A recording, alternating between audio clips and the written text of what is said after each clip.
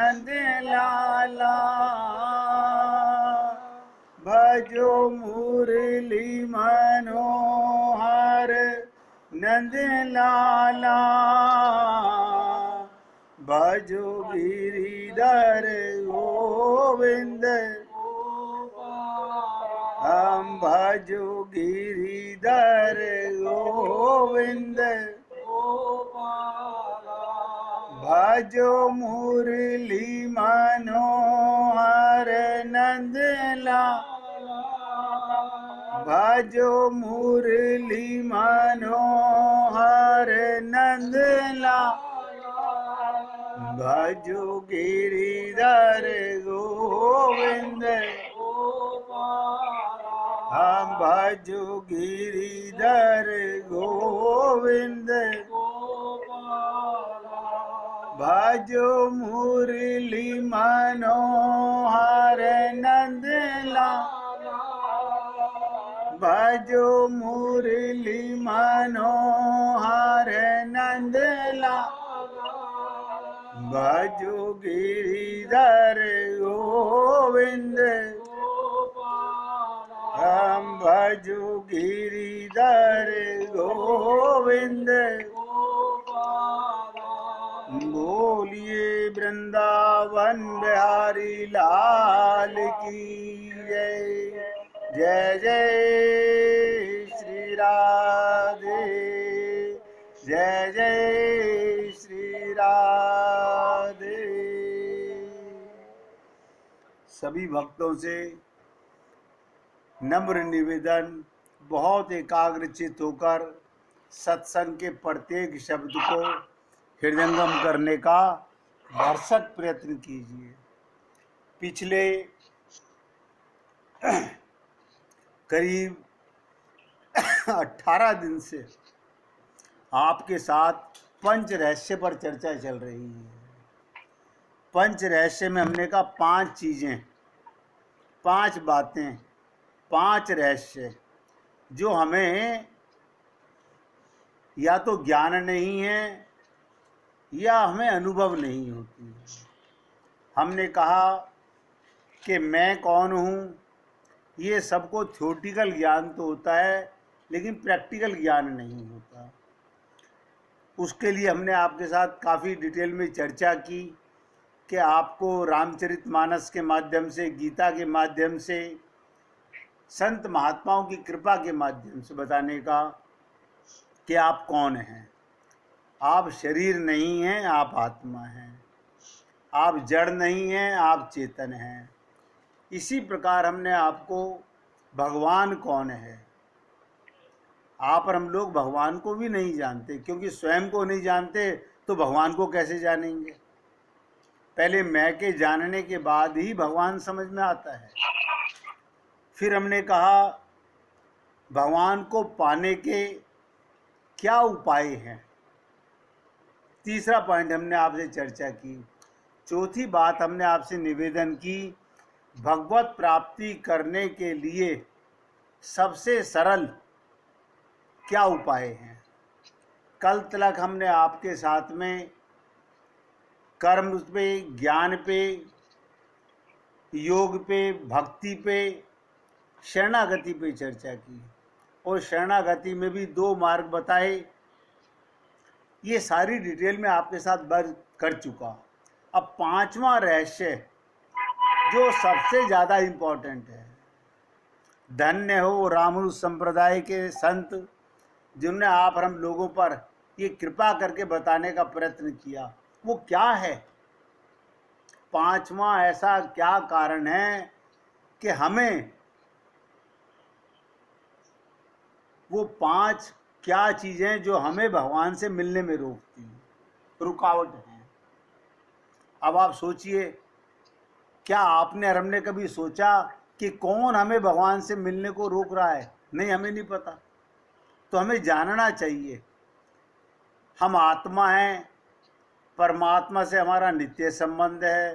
परमात्मा को पाने के लिए ही हमें मनुष्य शरीर मिला। हमारे जीवन में संत महात्माओं का आना भी भगवत प्राप्ति की कृपा से होता है। संत महात्मा भी मिलते हैं हम सत्संग भी सुनते हैं, लेकिन उन 5 विरोधियों को नहीं समझ पाते जो हमारे जीवन में हमें भगवान से दूर रखते हैं। आज मैं आपके साथ वो एक एक कारण पे निवेदन करूंगा। सबसे बड़ा कारण स्वरूप विरोध। स्वरूप विरोध, आपको अपने स्वरूप ही आपको भगवान से रोकता है मिलने के लिए, क्योंकि आप अपने को देह को ही आत्मा मानते हो। ध्यान से सुनिएगा, हम लोग 99% अपने देह को ही आत्मा मानते हैं। देह, मैंने कई बार कहा, ये आत्मा का घर है, ये आत्मा नहीं है। और भगवान को छोड़कर किसी और का ही दास बन जाता है।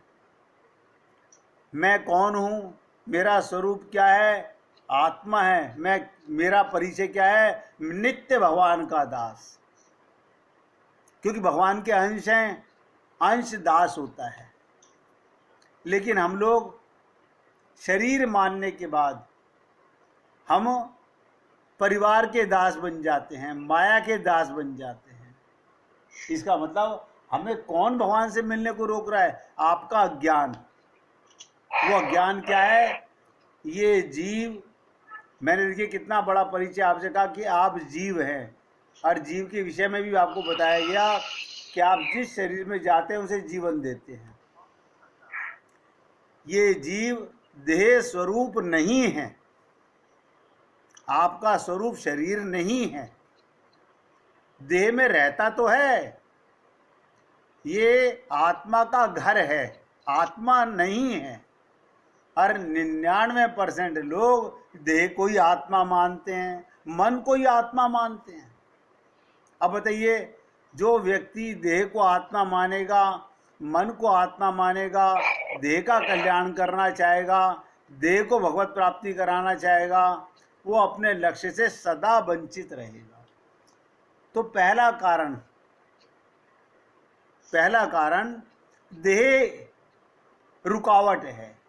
इसे देह कहोगे क्योंकि ये हमारा अज्ञान सदा से चला आ रहा है। ऐसा नहीं है कि आप और हम लोग पहली बार सत्संग सुनते हैं। हर जन्म में सत्संग सुना होगा, तभी आज यहाँ तक पहुँचे हैं। और हर जन्म में भगवान ने हमारा संग सदगुरुओं से कराया भी होगा, और उन्हें हमें बताया भी होगा कि हे पुण्य आत्माओं। तो हम ये सोचते हैं जब कोई हमें बोलता है हे पुण्य आत्माओं, हम बगल झाँकने लगते हैं, किसको बोल रहे हैं आत्मा? हम अपना परिचय नहीं महसूस करते कि मैं आत्मा हूँ। इसलिए मैं आप लोगों को ये निवेदन करता हूँ, ये जीव देह स्वरूप नहीं है। इस बात को सुने भी, समझे भी और माने भी। और किसी का दास नहीं है। हम कहते हैं ना, हम पिता के दास हैं, माता के दास हैं, परिवार के दास हैं। गलत। ये आपका शरीर दास है। आपका शरीर पिता का अंश है, इसलिए शरीर उसका दास है। आत्मा किसी की दास नहीं है। आत्मा केवल परमात्मा का दास है। ईश्वर अंश, जब मैं हूं ही अंश भगवान का, तो मैं दास भी भगवान का हूं। शरीर पिता का अंश है, शरीर दासता निभाएगा। मैं आपसे इसलिए निवेदन कर रहा हूं, ये छोटी छोटी सी भूलें हमको भगवत प्राप्ति से दूर रखती हैं। आप और हम लोग सब भगवान को तो पाना चाहते हैं, लेकिन ज्ञान नहीं है। किसको भगवान मिले?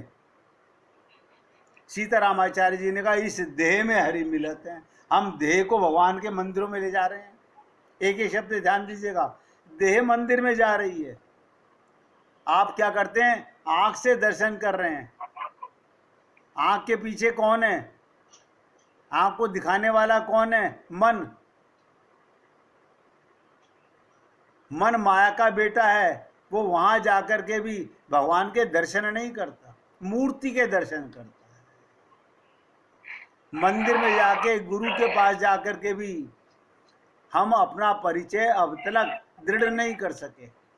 हमें कोई पूछे आप अपना परिचय दीजिए, तो हम सबसे पहले अपना नाम, अपनी जाति, अपना धर्म, अपने पिता का नाम, अपने कुल का गोत्र, ये सब बताते हैं। बड़ा, और हमें बड़ी खुशी होती है। आपको तो गोत्र भी पता है, शासन भी पता है, मुझे तो बड़ी हंसी आती है। जो पता है वो तो आप हो ही नहीं, और जो आप हो उसका आपको पता नहीं।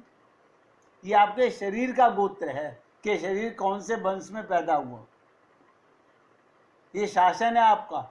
लेकिन आपका परिचय तो ईश्वर अंश है। जात हमारी ब्रह्म है और मात पिता है राम, ग्रह हमारा शून्य में अनहद में विश्राम। और ध्यान से सुनिएगा, ये जीव स्वतंत्र नहीं है, क्योंकि परमात्मा का दास है। दास स्वतंत्र कैसे हो सकता है? हम स्वतंत्र नहीं है, सदा परमात्मा के अधीन हैं, सदा। इसको और तरह से समझना स्वरूप का विरोध होता है। अब आप समझ लीजिएगा, आप अपने को आत्मा नहीं मानते, आप अपने को जीव नहीं मानते, आप अपने को स्वतंत्र मानते हैं और परमात्मा का अंश नहीं मानते। ये पहली रुकावट है भगवत प्राप्ति की। आपसे भगवान के मिलने में रुकावट क्या है? मुझे अपना ही परिचय नहीं पता, मिलाऊंगा किससे भगवान को? हम गुरुओं के पास जाते हैं कि गुरुजी हम भगवान से मिलना चाहते हैं। बोले भैया गुरु से भगवान से मिलना कौन चाहता है? हम कहते हैं मैं मिलना चाहता हूँ। अब मैं माने क्या? मैं कहूँ अशोक कुमार, तो अशोक कुमार को भगवान कभी नहीं मिलेंगे। अब बताइए, हमारा यही अज्ञान, यही विरोध जो कि मिटा नहीं पा रहे हैं, जिसे हम अपना ज्ञान मानते हैं। और हमें कोई बोलता है हे आत्मा, तो हम पलट के नहीं देखते मुझे बोल रहा है। कोई मेरा नाम लेता है तो हम पलट के देखते हैं। ये अज्ञान है हमारा। ये पहला विरोध मैं आपको बता रहा हूँ। तो मैंने कहा इसको और तरह से समझना स्वरूप का विरोध होता है, फिर उसको परमात्मा की प्राप्ति नहीं हो सकती। देखिएगा, रामानुज संप्रदाय के संत क्लियर कहते हैं, कोई धोखे में ना रहिएगा। मैं पूजा बहुत करता हूँ, मैं पाठ बहुत करता हूँ, मैं जप बहुत करता हूँ, मैं तप बहुत करता हूँ। करने वाला कौन है? मैं माने कौन? शरीर। तो भगवत प्राप्ति 0/100 होने वाली है।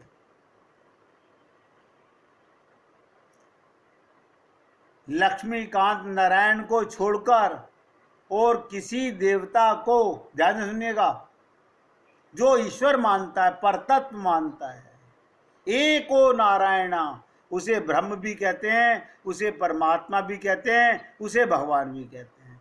भगवान एक है, ब्रह्म एक है, परमात्मा एक है, लेकिन उसके 3 स्वरूप हैं। एक निराकार है, एक सगुण साकार है, और एक लीलामयी है। ये तीनों भगवान के ही नाम हैं। इनको छोड़कर जो देवी देवताओं को, मैं बहुत खुल के स्पष्ट बोल रहा हूँ, मुझे कोई हिचक नहीं इस बात में कहने में, जो देवी देवताओं को नारायण समझता है और छोटे देवताओं में अपने उद्धार करने की शक्ति समझता है, राम और कृष्ण अवतार को जो मनुष्य मानता है, और भगवान के अर्चा अवतार में प्रतिष्ठित की हुई भगवान की मूर्ति में कुछ शक्ति नहीं है। कितनी विचित्र बात है। आपके घर में जो भगवान का अर्चा विग्रह है, आपको लगता है कि आपकी मूर्ति किस चीज़ की है? आपको जवाब देना चाहिए, ये मूर्ति नहीं, ये साक्षात नारायण है, ये साक्षात कृष्ण है, ये साक्षात राम का स्वरूप है।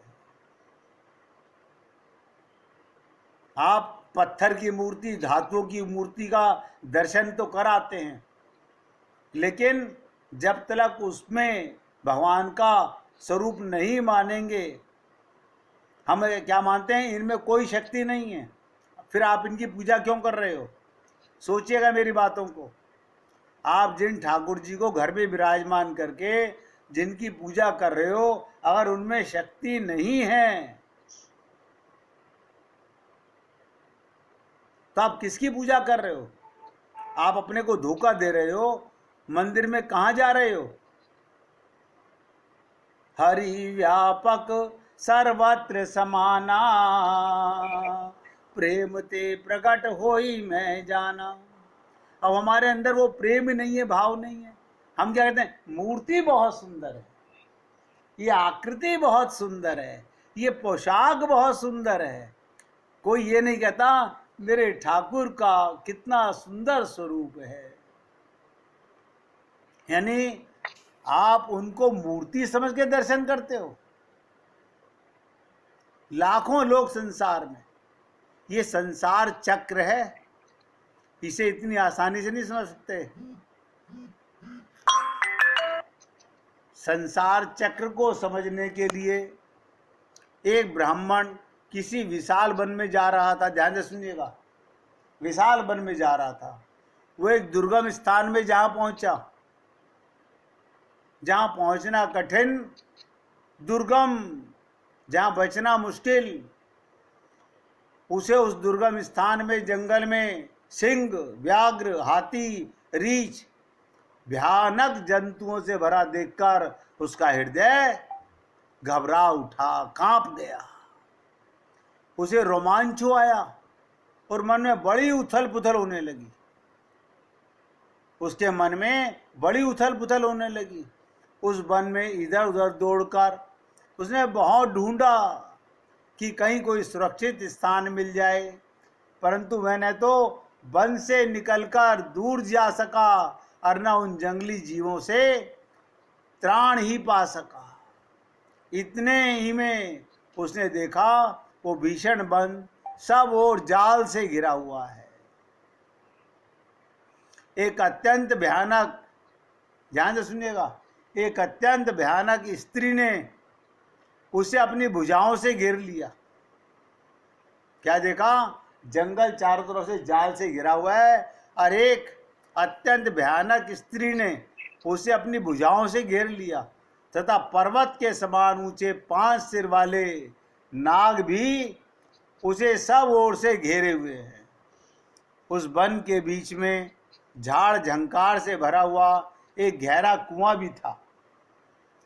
वो ब्राह्मण इधर उधर भटकता उसी में गिर गया, किंतु लता जाल में फंसकर, मोह जाल में फंसकर वो ऊपर को पैर और नीचे को सर किए बीच में लटका रहा। अब आप सोचिएगा, इतने में ही उस कुएं के भीतर, अभी जब इसकी डिटेल बताऊंगा तो आपको सबको समझ आएगा वो कुआं क्या है। इस कुएं के भीतर उसे एक बड़ा भारी सर्प दिखाई दिया। ऊपर की ओर उसके किनारे पर एक विशाल काय हाथी दिखा। उसके शरीर का रंग सफेद और काला था तथा उसके 6 मुख 12 पैर थे। वो धीरे धीरे उस कुएं की ओर आ रहा था। कुएं के किनारे पर जो वृक्ष था उसकी शाखाओं पर तरह तरह की मधुमक्खियों ने छत्ता बना रखा था। उससे मधु की कई धाराएं गिर रही थी। मधुमक्खी से छत्ते में से मधु गिर रहा था। मधु को स्वभाव से ही सब लोगों को प्रिय है। अतः वह कुएं में लटका हुआ पुरुष इन मधु की धाराओं को पीता रहा। कहां फंसा रहा? संसार की माया के चंगुल में मधु को स्वाद ले रहा है, कुएं में उल्टा लटका हुआ है। इस संकट के समय भी उन्हें पीते पीते उसकी तृष्णा शांत नहीं हुई और उसे अपने ऐसे जीवन के प्रति वैराग्य ही हुआ। जिस वृक्ष के सारे वो लटका हुआ था उसे रात दिन काले और सफेद दो चूहे काट रहे थे। रात दिन काले और सफेद दो चूहे काट रहे थे। इस प्रकार इस स्थिति में उसे कई प्रकार के भयों ने घेर रखा था। वन की सीमा के पास हिंसक जंतुओं से अत्यंत उग्र रूपी स्त्री में भय था। कुएं के नीचे नाग से और ऊपर हाथी से आशंका थी। पांचवा भय चूहों के काटने का था। जो ऊपर से काला और सफेद चूहा वो रस्सी काट रहा था, वृक्ष से गिरने का था। और छठा भय मधु के लोभ के कारण मधुमक्खियों से था। रस का स्वाद तो ले रहा था, लेकिन पता था अगर ये मधुमक्खियों का छत्ता आके तेरे चिपट गया तो तेरी क्या दशा होगी। इस प्रकार संसार सागर में पढ़कर एक एक शब्द ध्यान दीजिएगा। ये संसार सागर जो मैंने आपके सामने चित्रण खींचा वो वही डटा हुआ था, तथा जीवन की आशा बने रहने से उसे उससे वैराग्य भी नहीं होता। क्यों? स्वाद आ रहा है, माया का स्वाद ले रहा है। तो मोक्ष तत्व के विद्वानों ने एक एक दृष्टांत कहा। मोक्ष तत्व के, जिन्हें तत्व का ज्ञान हो गया, जो संत महात्मा भगवत प्राप्ति कर चुके, वो इस लीला को किस प्रकार से समझाते हैं। अगर आपको किसी को ये लीला देखनी हो जो मैं आपको बता रहा हूँ, तो आप जैन मंदिरों में जाइएगा। वहाँ पर एक मूर्ति बनी हुई होगी दीवारों पर। वहाँ पर आप देखोगे एक जीव कुएं में लटका हुआ है और नीचे सांप, बिच्छू, जंतु, ऊपर दो संत महात्मा उसे कह रहे हैं आज हम तेरे को बचा लेंगे, लेकिन ऊपर शहद की मक्खियों से, छत्ते से जो माया का रस निकल रहा है, वो उसे खाता हुआ संसार को छोड़ना नहीं चाहता। ये संसार का कुचक्र आप और हम लोगों को सदा भगवान से विरोध करता रहा। तो मोक्ष तत्व के विद्वानों ने एक दृष्टांत का, इसे समझकर धर्म का आचरण करने से मनुष्य परलोक में सुख पा सकता है। अब ध्यान सुनिएगा, ये जो विशाल वन कहा गया, ये वो विस्तृत संसार है। इसमें जो दुर्गम जंगल बनाया गया, ये इस संसार की गहनता है। इसमें जो बड़े बड़े हिंसक जीव जंतु बताए गए, वो तरह तरह की व्याधियां हैं। तथा इसकी सीमा पर जो बड़े डील डोल वाली स्त्री है, वो वृद्धावस्था है। आपका वृद्धावस्था ही जो मनुष्य के रूप रंग को बिगाड़ देती है। उस वन में जो कुआं है वो मनुष्य का देह है। ये शरीर एक कुआं है। उसमें नीचे की ओर जो नाग बैठा हुआ है वो स्वयं काल है। नीचे नागों के बिच्छू लटक रहे हैं, वो काल है। वो समस्त देहधारियों को नष्ट कर देने वाला और उनके सर्वस्व को हड़पने वाला है। कुएं के भीतर जो लता है, जिसके तंतुओं में ये मनुष्य लटका हुआ है, वो इसके जीवन की आशा है। तथा ऊपर की ओर जो 6 मुंह वाला हाथी है, वो संवत्सर है। 6 ऋतुएं उसके मुंह हैं तथा 12 महीने हैं। 6 ऋतुएं और 12 महीनों का ये उस वृक्ष को जो चूहे काट रहे हैं, आपकी उम्र को रात और दिन के 2 चूहे हैं, एक काला और एक सफेद। उन्हें रात दिन कहा गया। तथा मनुष्य की जो तरह तरह की कामनाएं हैं, जो उसकी इच्छाएं हैं, वो मधुमक्खियां हैं।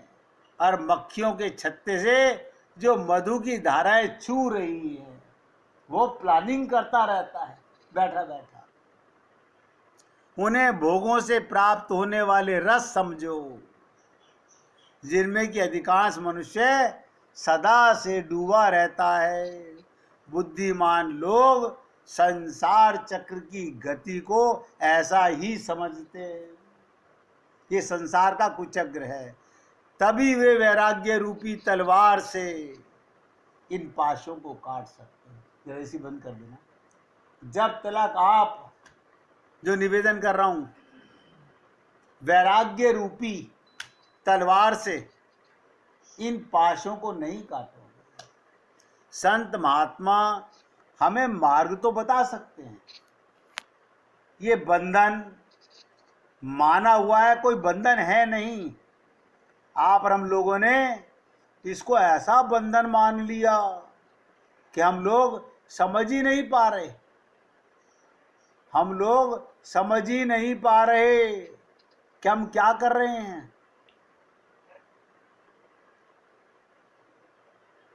कब समझ पाएंगे?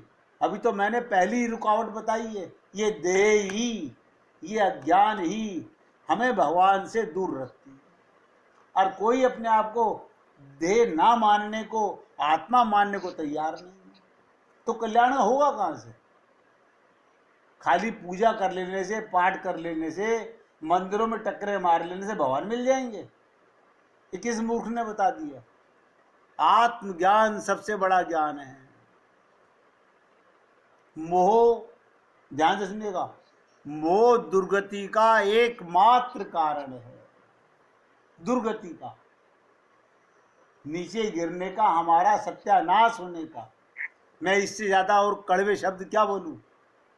1 मिनट कीर्तन कीजिए, फिर चर्चा करेंगे।